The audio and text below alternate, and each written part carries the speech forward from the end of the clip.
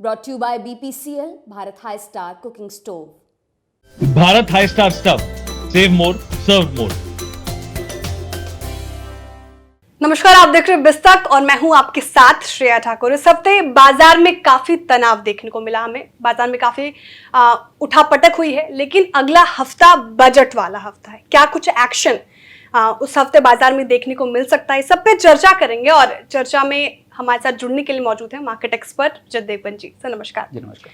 Sir मेरा सवाल यही से शुरुआत होता है कि अगला हफ्ता बजट वाला हफ्ता है, क्या कुछ एक्शन, क्या मूव देखने को मिल सकता है बाजार में? बजट नहीं, बहुत बजट तो है ही मेन कारण, लेकिन मैक्रो इवेंट्स हैं, माइक्रो इवेंट्स बहुत ज्यादा हैं, तो उठापटक तो रहेगी जी। इतना आसान जर्नी तो है नहीं, लेकिन ये बाजार बंद होने के बाद ना बहुत बड़ी बड़ी अनाउंसमेंट भी आ गई और एक लॉन्ग वीकेंड में हम चले गए थे। और सबसे बड़ी अनाउंसमेंट तो ये है कि LIC को मंजूरी मिली हुई 9.99% हिस्सा खरीदने की HDFC बैंक में, जो RBI ने दे दी मंजूरी।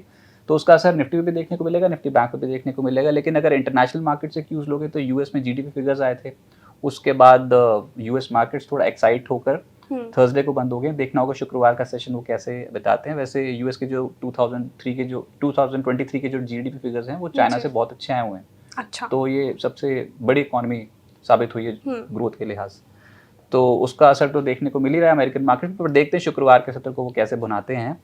और इसके अलावा अगर आप देखो तो जो मेन मुद्दा है ना मार्केट का, वो है ये कि अगले हफ्ते FIs तो अभी मूड में नहीं है खरीदारी करने जी। तो ऐसा तो नहीं, तो हम बजट रिलेटेड स्टॉक्स पे ज्यादा फोकस करेंगे। और FIs क्यों मूड में नहीं है, आप ये समझो कि जो अभी जनवरी 2024 के आंकड़े निकल के आ रहे हैं ना FIs के, उसमें अभी तक का आंकड़ा आ गया है सेलिंग का कैश मार्केट में 35,778 करोड़ रुपए। ये आंकड़ा जो है ये जनवरी 2023 के बाद सबसे बड़ा आंकड़ा है मासिक आधार पर अगर आप देखते हो तो FIs का तो बिल्कुल मूड नहीं है खरीदने का। पुल बैक हो सकता है इन बैंकिंग, ये बैंकिंग सेक्टर फोकस में रहेगा।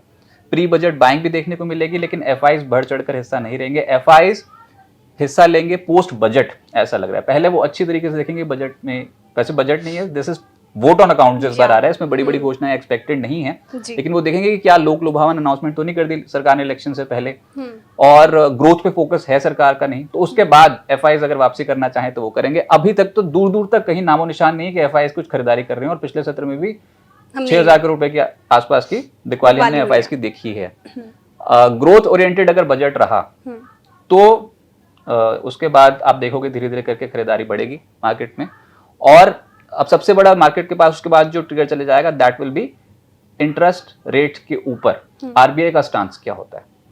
इस पिछले जो नेक्स्ट हफ्ता है उसमें तो US फेड की पॉलिसी आनी है, लेकिन हम ये भी समझें कि उसके बाद जो हफ्ता आएगा उसमें फिर RBI की भी पॉलिसी पे फोकस है।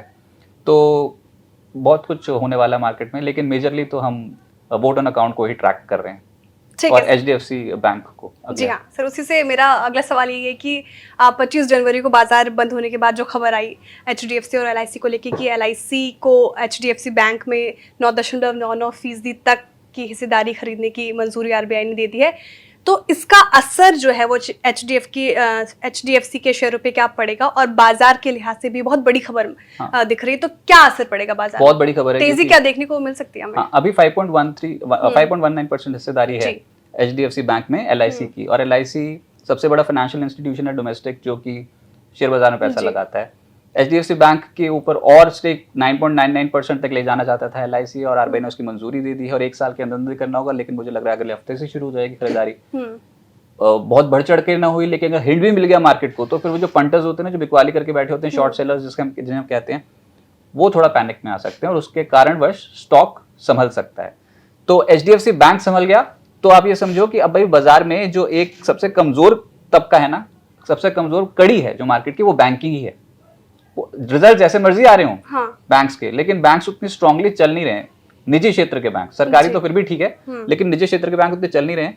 तो अगर ये शॉर्ट सेलिंग थोड़ी कम होती है, स्टेबिलिटी लौटती है HDFC बैंक में, तो that will be a huge trigger for the market, क्योंकि निफ्टी पे 13% का वेटेज और निफ्टी बैंक में 38% का जो वेटेज है वो HDFC बैंक का ही है। और जैसे जैसे HDFC बैंक अगर रिकवर हुआ तो आप बैंक निफ्टी की चाल अच्छी देख सकते हो। तो मेजरली अगले हफ्ते बैंकिंग स्टॉक्स ज्यादा ट्रैक होंगे और हेवी वेट्स ज्यादा ट्रैक होंगे अगले हफ्ते।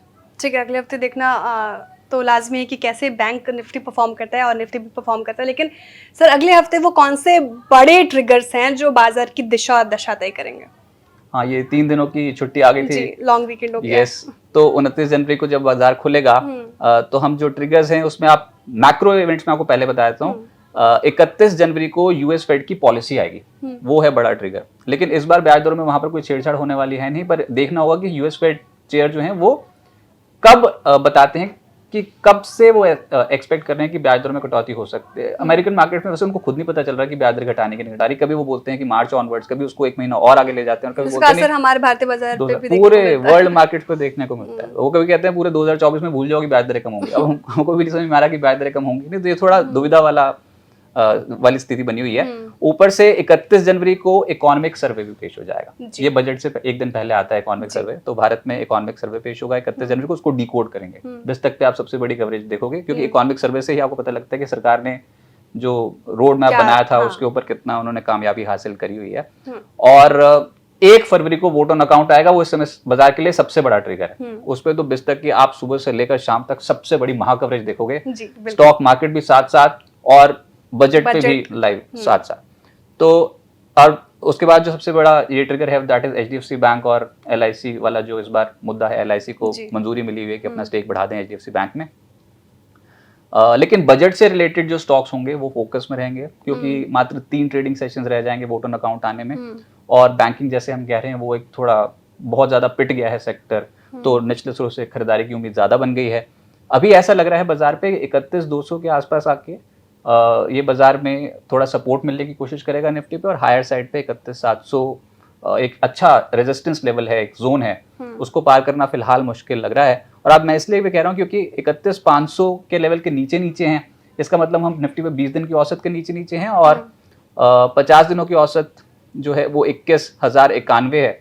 तो हम 21,000 के लेवल के ऊपर ऊपर हैं। बिल्कुल इनडिसीजन वाला मूड माहौल जो है वो इस समय मार्केट पे देखने को मिल रहा है। लेकिन ये कुछ मेजर ट्रिगर्स हैं जो मार्केट पे जो मैंने बताया वो असर डालेंगे।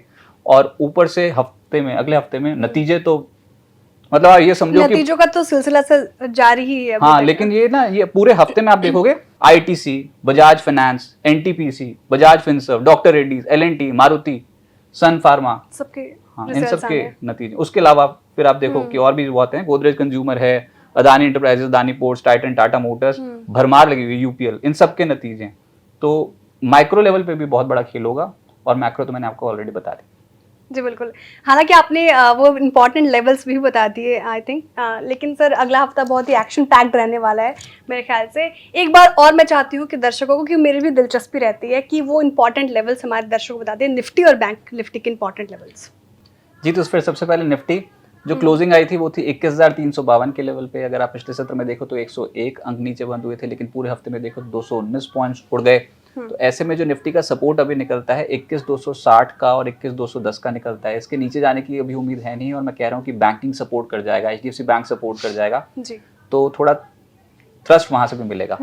निफ्टी के जो रेजिस्टेंस लेवल हैं वो ऊपर 21,520 और 21,610 दिखता है। यहाँ तक तो हो सकता है कि अगर कोई गैप अप हो तो आप वैसे ही इन लेवल्स पे पहुंचो 21,500 और 21,600 के आसपास जी। लेकिन जो मेजर हर्डल रहेगा वो 21,700 21,750 का है निफ्टी पे। वो इसलिए क्योंकि बहुत बहुत इंपॉर्टेंट लेवल है, कॉल राइटर्स बहुत जम के बैठे हुए 21,700 पे। अगर उसके ऊपर चलना शुरू कर दिया तो फिर तो कमाल हो जाएगा। लेकिन है मात्र 3 ट्रेडिंग सेशन, जो भी मार्केट को करना है वो अगले 3 ट्रेडिंग सेशंस के अंदर करना है, कि उसके बाद फिर ट्रेडर्स कोई बहुत बड़ी बड़ी पोजीशन बनाते भी नहीं है बड़े इवेंट में, तो एक पुल बैक की उम्मीद की जा सकती है। लेकिन हम नीचे समझो कि 21,260 और 21,210 का एक सपोर्ट रहेगा। अब है बैंक निफ्टी, फोकस ज्यादा रहेगा बैंक निफ्टी के स्टॉक्स पे, फोकस ज्यादा रहेगा स्पेसिफिकली क्योंकि एचडीएफसी बैंक की पिटाई बहुत ज्यादा हो गई है। एचडीएफसी बैंक पे खबर बड़ी आ गई है, और अब अगर एचडीएफसी बैंक ने चाल पलटी, अगर ऊपर खुल गया एचडीएफसी बैंक तो निफ्टी बैंक को ही साथ साथ ले जाएगा, और बिल्कुल सिमिलर स्ट्रक्चर्स होते हैं। तो पिछली जो क्लोजिंग आई थी निफ्टी बैंक की वो 44,866 की आई थी, 216 पॉइंट्स की गिरावट के साथ 1,192 पॉइंट्स की गिरावट पूरे हफ्ते में देखी थी। अब 1,192 पॉइंट्स को अगर तो वापस कर लिया पूरा का पूरा तो कमाल हो सकता है अगले 3 दिन में। लेकिन अभी के हिसाब से ऐसा लग रहा है कि 44,600 44,700 का लेवल नीचे नहीं टूटेगा, और ऊपर बैंक निफ्टी के जो रेजिस्टेंस लेवल रहेंगे वो 45,400 से लेकर 45,600 के एक्सपेक्टेड है। लेकिन मैं फिर कह रहा हूं अगर ये पूरा जो 1000 पॉइंट्स जो टूटा था ना उसके हिसाब से जो टिल बजट, मेरे को तो ऐसा लग रहा है कि 45,900 के टारगेट जो वो ओपन है बैंक निफ्टी पे। लेकिन अभी के हिसाब से 45,400 45,600 का आप एक रेजिस्टेंस लेवल मान के चलो, ठीक है सर। खुलेगा ही ऊपर ऐसा लग रहा है सोमवार को बैंक निफ्टी।